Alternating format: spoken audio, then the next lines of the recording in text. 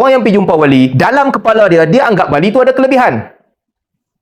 Dia anggap wali tu ada keistimewaan. Minta kepada wali tu, dengan permintaan itu Allah makbulkan. Dua benda berbeza. Tapi orang-orang yang bawa ideologi macam ni, bila pergi ceramah kat orang, dia pun boleh pergi habaq kat orang kata, sama je sebenarnya. Bukan salah nak pergi minta dekat wali, tolong sembuhkan aku, tolong hilangkan sakit aku. Sama juga macam orang pergi minta kat doktor. Ini bodoh.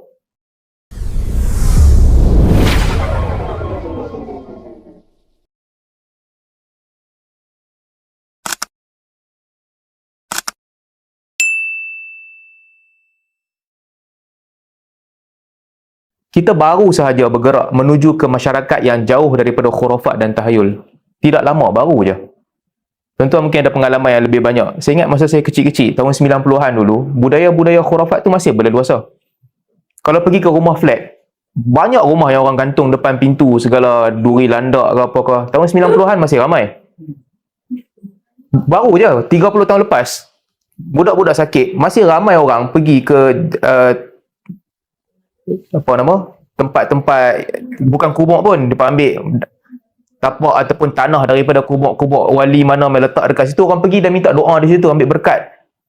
Dan baru sahaja 20-30 tahun lepas, menjadi kebiasaan, orang kalau masuk ke hutan, orang akan minta lindung daripada penjaga hutan tu. Orang kalau pergi ke laut, orang minta lindung daripada penjaga laut. Itu budaya yang kita baru saja keluar daripada budaya tu. Dulunya, saya rasa zaman tu 20-30 tahun lepas, setiap kampung akan ada seorang bomoh. Dan di kebanyakan tempat, bomoh-bomoh ni orang tak pernah nampak bermuka dia bekat surau dan masjid. Setiap kampung. Atau kat Penang, tempat lain tak ada. Di kebanyakan tempat. Tapi, kita bergerak menuju ke masyarakat yang budaya-budaya ni hampir hilang. Sekarang tak ramai orang nak cari bomoh, kena travel jauh. Dia ada beberapa nama yang dikenali, kena cari mereka jauh nak pergi cari mereka. Tak ada lagi budaya orang gantung segala benda tangkai depan-depan rumah. Tak ada lagi budaya orang nak masuk hutan pergi minta lindung dengan penjaga hutan. Nak pergi ke laut minta lindung dengan penjaga laut. Khurafat-khurafat ni semakin hilang. Pergi ke kubur-kubur, saya ingat dulu masa saya kecil-kecil, akan ada kubur yang cantik, beza dengan kubur-kubur lain. Tapi sekarang tak ada pun. Kebanyakan kawasan perkuburan telah menjadi kemas. Sama aja kubur siapa pun. Kita bergerak menuju ke masyarakat yang dalam beragama betul-betul berpegang ataupun kembali kepada berpegang dengan Allah dan Rasul. Hanya menyembah Allah Subhanahu Wa Taala, hanya mengikut Nabi sallallahu alaihi wasallam dengan tuntutan ataupun dengan ajaran yang dibawa oleh para ulama. Kita bergerak menuju ke masyarakat yang macam ni. Khurafat, tahayul ni semua semakin hilang. Baik. Tapi hari ni apa yang berlaku? Bila nampak seolah-olah ada usaha untuk menghidupkan balik budaya-budaya begini. Panel-panel penceramah JAKIM yang JAKIM jemput, orang-orang ni sebahagian daripada mereka yang menyebarkan ideologi yang tak tentu hala ni. Ada di antara mereka, mereka yang pergi beritahu dekat orang. Jumpa bomoh, pergi minta dekat wali, sembuhkan aku. Sama hukumnya dengan pergi minta kepada doktor ke hospital, tolong ubati aku. Sedangkan ini ideologi pintu kesesatan. Sebodoh-bodoh orang pun, paling bahalul pun, dia pergi jumpa doktor, dia minta consultation di atas kepakaran orang tu. Dalam i'tiqad dia pergi jumpa doktor, dia minta tolonglah ubatlah aku dengan cara mana yang boleh. Dalam kepala dia, dia bertanya kepada pakar. Dia nak pakar tu buat apa-apa prosedur untuk mengubati dia, untuk menghilangkan sakit dia. Berbeza dengan orang yang pergi jumpa wali. Orang yang pergi jumpa wali, dalam kepala dia, dia anggap wali tu ada kelebihan. Dia anggap wali tu ada keistimewaan. Minta kepada wali tu, dengan permintaan itu Allah makbulkan. Dua benda berbeza. Tapi orang-orang yang bawa ideologi macam ni, bila pergi ceramah kat orang, dia pun boleh pergi habaq kat orang kata, sama je sebenarnya.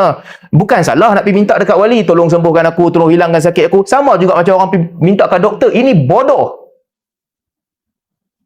Orang sebodoh-bodoh manusia pun tak fikir macam ni. Tapi orang yang bawa idea macam ni menjadi panel penasihat ataupun panel yang berceramah bagi pihak JAKIM dalam majlis-majlis rasmi. Isu-isu macam ni kan, sepatutnya Jabatan Kemajuan Islam ni dia kena gerakkan orang supaya orang pemikiran maju, tindakan maju. Tapi sebaliknya masyarakat dah maju dah. Tapi kita ada satu jabatan yang menyebarkan ideologi, tak apa, tarikat ni boleh amal. Ideologi yang sebenarnya dunia ni diatur oleh wali mutasarrif. Ada wali yang setiap zaman kerja dialah susun atur benda di dunia ni. Allah Ta'ala jadikan dia wakil. Datang orang-orang macam ni, menerusi jabatan agama ni, menanamkan idea begini dalam kepala orang. Bila timbul isu kesesatan yang macam ni, jabatan ni diam. Kita pun tak tahu apa usaha yang dia buat. Dahulunya, JAKIM dengan kajiannya sangat kehadapan. Ketika menulis tentang kesesatan Syiah, menyebarkan kesesatan Syiah, sangat kehadapan. Tapi sekarang kajian-kajian tu sebahagiannya untuk nak normalisasi budaya-budaya karut-marut. Normalisasi budaya-budaya memuliakan para wali melebihi apa yang disebut dalam Al-Quran dan Sunnah. Keistimewaan yang melampau-lampau kepada mereka. Jadi, sangat mendukacitakan apabila orang semakin kehadapan, orang semakin maju, orang semakin berpegang dengan Al-Quran. Wa yada'u anhum israhum wal aghlal allati kanat 'alaihim. Fungsi para nabi untuk membebaskan manusia daripada belenggu dan juga ikatan yang menyekat mereka kepada hanya menyembah Allah Subhanahu wa taala. Datang jabatan-jabatan ni kadang-kadang fungsinya untuk mengembalikan orang kepada yang dulu-dulu. Ini perlu dibaikilah sebenarnya. Sangat mendukacitakan. Isu ni mungkin salah satu isu, tapi dia sepatutnya membuka mata ramai orang. Mana otoriti agama? Apa yang mereka buat selama ni? Takkanlah kerana tak apa kot, ideologi ni simpan je lah, zalimi orang pun tak apalah, biar je lah, sesat sikit-sikit. Kadang-kadang orang sampai ke tahap macam tu, mereka Asy'ariyah sama macam kita, tak apalah kalau sesat sikit-sikit di sana sini, mendiamkan isu ni. Apabila mula heboh, mula diperkatakan akan keluar ayat-ayat untuk mempertahankan diri. Tak, kami pun sesatkan juga, dulu kami dah sesatkan juga, keluar ayat-ayat begitu. Yang selama ini laporan yang sampai dekat hampa, kesesatan dan ketelampauan kelompok ni yang sampai kepada hampa, dia diam. Tapi dia dekat untuk menyelamatkan diri. Bila heboh je, kami pun cakap juga, kami pernah cakap dulu. Bila? Dulu. Ini sikap yang tak wajar orang agama buat. Dan sepatutnya kita kena ambil iktibar juga. Ada persamaan antara kita dengan sesiapa, itu bukan menjadi hujah untuk kita mendiamkan kesesatan kelompok itu. Orang agama kena adil. Bab ni kena adil. Sama lah juga, kalau kata ada orang, dia kata dia salafi, tapi ideologi dia tu ideologi ekstremis. Bom orang awam, kafirkan orang secara sesuka hati dan sebagainya. Ini mesti ditentang. Ni ada satu orang kat Terengganu tu. Apa nama? Ustaz Muhib ke? Bila buat ucapan sama juga. Orang tu sesat, orang ni keluar pada Islam, orang tu sesat. Sama juga. Ideologi begini mesti dibenteras. Tak kira lah dia punya mazhab apa sekalipun.